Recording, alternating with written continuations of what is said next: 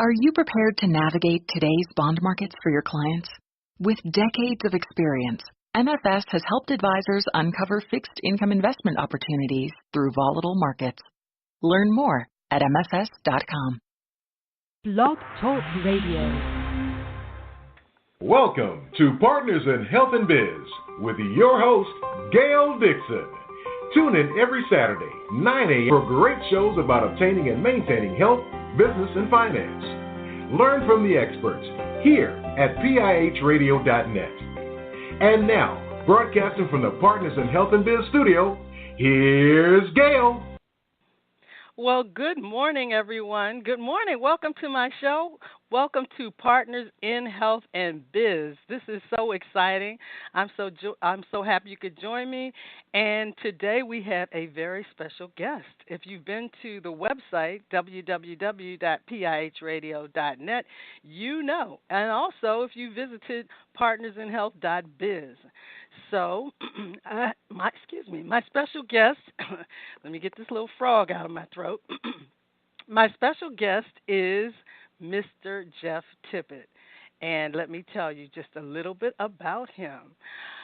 Jeff Tippett is known to many as Mr. Persuasion.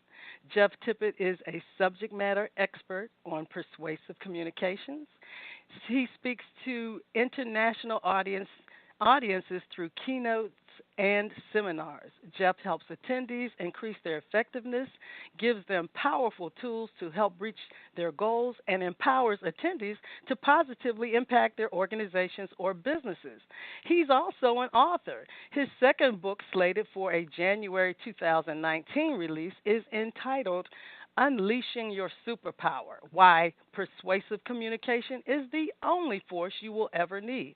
His bold statement is that we all live or die based on our ability to persuade. So in 2014, Jeff founded Targeted Persuasion, an award-winning public affairs and communications firm.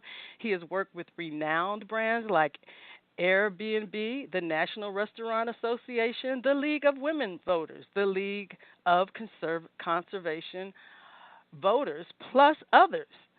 Other industry experts have validated Jeff's work with numerous awards, including the prestigious the American Advertising Award. Wow, wow, wow. Now, the heart and soul of Jeff's presentations are the emotional story he tells of adopting his youngest daughter from Haiti while the country's government was collapsing. Through this near-death experience of navigating civil unrest and institutional bureaucracy in a third world nation, Jeff learned valuable lessons on how to persuade others without ever manipulating.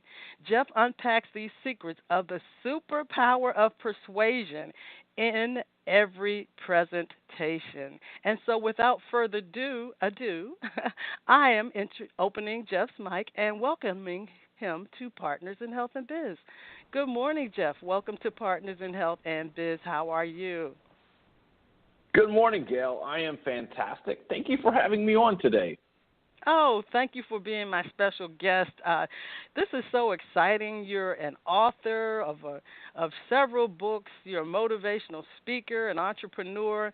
And so my listeners want to know about your success. But more so, we want to know about Mr. Persuasion and your superpower of how you persuade and use persuasive communication, Jeff. So first I'd like to ask you, how did you first become aware of the superpower of persuasive communication? How did this all come about? Well, Gail, for me, I have always been one of those aggressive type people, assertive type people that gets things done. You know what I mean? Like, I am out there. I am checking off my to-do list. I am making things happen. I am signing clients. I'm making life move. And it was through this adoption of this baby from the country of Haiti that I really just kind of reached a wall in this whole thing, and I began to have to focus inward and begin to ask myself, how do I motivate people? Am I about manipulation or am I about persuasion? And Gail, the transparent truth is what I learned was that most of the times I used manipulation to get my way, and in Haiti it just didn't work. Okay, I heard that. Yeah, manipulation is what a lot of people use in this day and age, but it really doesn't work. After a while, people can see through that, and they may be pulled in initially, but then I think they look back and think about, well, what did he do to me? Did he manipulate me? So yes, I understand. Gail, you're that. exactly right. You are So exactly right. I mean, that's the main point that I'm making, like in talking about like what is manipulation and what is persuasion, and you've nailed it. And especially for people who are in business, like you may be able to manipulate and get one sale, but what we know is that customer acquisition is one of the greatest expenses a company can have. And when we manipulate people, they're likely not going to be lifelong customers. right, and isn't that why people shy away from salespeople in the beginning, because they really feel that they're just going to try to twist my arm and make me buy something that I really don't want. And a lot of times they don't even give a salesperson a chance. Some people don't, because they're very suspicious, and they have so many doubts about this person, which brings me to the explanation of what is the difference in manipulation, or between manipulation and persuasion. Gail, it's a great question, and you've identified this correctly. I mean, a lot of people avoid salespeople. We pull away, we shy away, because we do feel like at our core that we're going to be manipulated. But let me define these two for you, and let's pull these two apart, and let's show how they contrast. And I think, Gail, what you and your users and your listeners here will find is that when they hear what persuasion really is, they're going to get excited about persuasion. So manipulation means this. It means to control or to influence a person or situation, but to do it cleverly, to do it unfairly. Basically, you're trying to exploit another person. And what happens here is, just like persuasion where we move people, in manipulation we move people, but we move them for our own benefit, for our own agenda, for the things that we want for ourselves, never taking into consideration the other person and what might be best for the other person. Manipulation is totally self-serving, and we've all been there, and none of us like that feeling of being manipulated. No. It's definitely not a good feeling, and after a while it makes you feel that you don't even know yourself, because you doubt, how in the world did I let this happen? So yeah, none of us like that, because it's really makes us feel it makes us feel less than we should be. We should feel good about ourselves, but once we're manipulated, oh no, that's not what happens. That's right. Mm-hmm. So let's contrast then with persuasion and what persuasion is. And I think when you hear the difference, light bulbs go off. When I'm on stage talking about this, people get it. They start to understand. So here's what persuasion is. Persuasion means to cause someone to do something, but to do it through reasoning or argument. And the word argument here is the pure sense of the word. It's not what we do at Thanksgiving and when we talk about politics and religion. No, what it means is like sharing of values, sharing of ideas, sharing of what works. So here's what happens in persuasion is that over an extended period of time with sustained effort, that what happens is eventually through listening to the other person, understanding what they want, what their goals are, what gaps they may have, what ends up happening at the end of this is you come to the same belief. And this isn't twisting the arm as in manipulation. Rather, you're solving a problem. You're fixing something. You're helping them. They want this just as much as you want it. And I look for two magical words at the end of a conversation to know if I manipulated or I persuaded. And those two words are, that's right. So, Gil, when I'm pitching a client and we get to the end and they look back at me and they say, hey, Jeff, that's right. We do need to do this. Jeff, you can help my company. Jeff, you are the right person to be on stage for our group. What happens at that point, they want it just as much as I do. They are as excited as I am about it, and we move together in this, and that's persuasion, and that's a beautiful thing.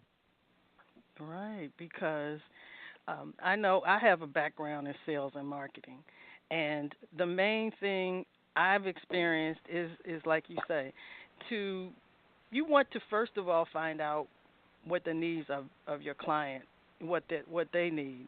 And if you really are genuine and can persuade them that you are there for their best interest, you have their best interest in heart, and it's not all about you, then if you can, once you persuade them of that and they see the value of what you have to offer, then basically, it's in the bag, as they say. So I agree 100%. That's exactly right, Gail. Mm-hmm, mm-hmm. And that's a good feeling, isn't it? Like, even when somebody can fix a problem for me, call it sales, call it whatever you want to, if there's something that I'm struggling with, or if I need help, or if my company needs help with this, or there's a product that I need, and it's the right fit, as a person purchasing or on the other end of this, I'm thrilled when that happens. I get excited when that happens because I want it just as much as the other person does. Absolutely, absolutely. So this is good, because there's so many of us out there, so many of my listeners, and so many business-minded people, so many entrepreneurs. They, I believe a lot of them are on the wrong track. They think they're on the right track, but they're somewhat off with their presentation. And I guess that's what you specialize in. No, I know that's what you specialize in helping people to perfect what they do, and so that when they come across, they're coming across as they are persuading and not manipulating. So, Jeff, how does one... Now, you are an industry expert. Absolutely, we know that for a fact. But how does one become an industry expert, and how does that status affect persuasion? Yeah, Gail, great question. So I'm thrilled that you have so many entrepreneurs and business leaders, and sometimes we think of industry experts as only being people who own their own company or people who are up on stage all the time.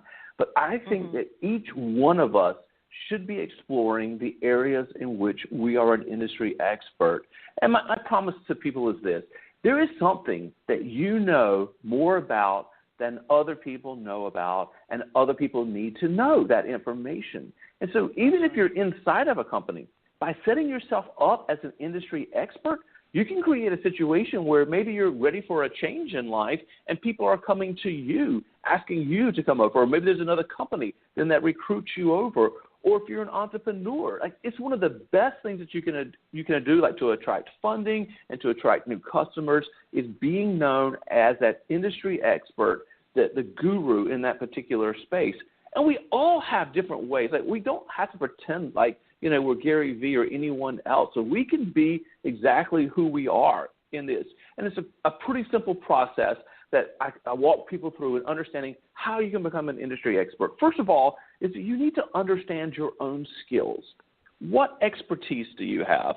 What are you good at doing? What do you love to do? What are your top 3 strengths? And so for me, for example, communications. I come from a communications background. I have a master's in English, and I've worked in firms doing marketing, PR, and advertising for over 15 years. I've done over 500 presentations at this point. So I know my skills. And my skills just aren't in communication, but they're in persuasive communication. So sit down and think through, like, what are my skills? What do I know? What am I really good that other people might not know about? And the second one is to figure out, like, what's really special about you. I often use the word onlyness. Like, what is it about you? What is unique? What is unique special? It can be anything, like your passions. It can be your journey. It could be, how you view yourself, how you view other people. What spot do you stand in life that no one else occupies? And when you can figure out the uniqueness of you, that's going to set you apart from other people that may be in your industry. And then the third part of this, once you know your skills, once you figure out you and how you're different, what's special, what's unique, the third is to find your audience.